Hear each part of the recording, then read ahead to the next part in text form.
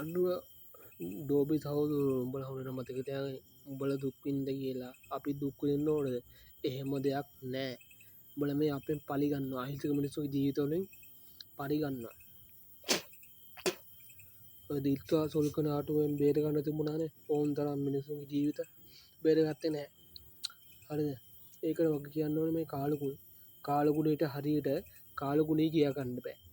අද පායනවට වහිනවද ඒව එකක්වත් කියන්න බෑ. ටීවී වල හරියට දාන්නෙත් නෑ, බොරු දානවා. ඉතින් මම මේ කියන්නේ ඔයගොල්ලන්ට සරිත් විශ්වාස කරලා සරිත් දෙන්න තන්නේ. එච්චර. සරිත් තමයි දෙන්න ඕනේ. සරිත් හිප්පි පුරේ සරිත් තමයි දෙන්නේ. සරිත් තමයි අපේ රට පොහොසත් කරන මිනිස්සුන්ගේ ජීවිත පොහොසත් කරන. සරිත් විතරයි මේ රටේ දින්දුකම දුප්පත්කම නැති කරන්න පුළුවන්. ඒ අර ඔය අනුර කියන හිඟන්නට බෑ. එච්චරයි.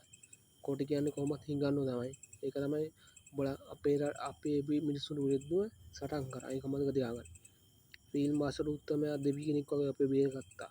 උඹලා තමයි කාලේ කන්නේ ඔය දෙමිල්ල.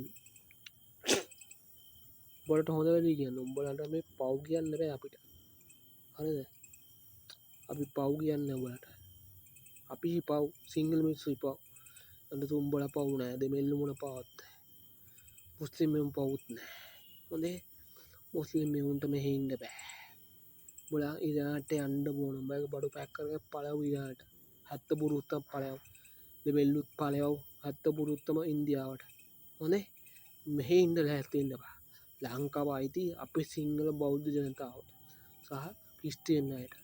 එච්චරයි. උඹලා ඉන්න බෑ. හිටම් පළයන්. හොඳේ? උඹලා කල් හෙට විතරයි. හොඳේ? එච්චර කතාව. හෙට විතරයි. Only tomorrow. Okay? Only tomorrow.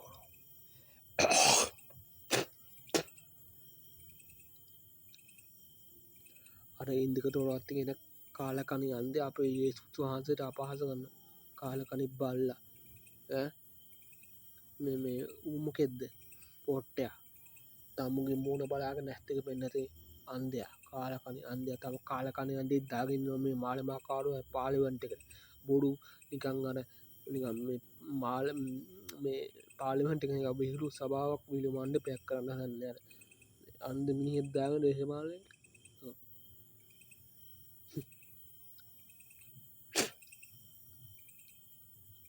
ඒවට නැහැත් වෙන්න එපා. මේක ඉන්දියාවේ ප්‍රාන්තයක් වෙන්නෙත් නැහැ, හැපෙන්න දෙන්නෙත් නැහැ. එච්චර. සරිතාවට පස්සේ ඕක එකක්වත් නැහැ. හොඳේ. ඉන්දියාවේ බර ගහන්න හැත් වෙන්න බෑ. උන් දැනුම් උනත් නැහැ. උන්ගේ සංස්කෘතිය අපිට උනත් නැහැ. එච්චරයි. අපේ රට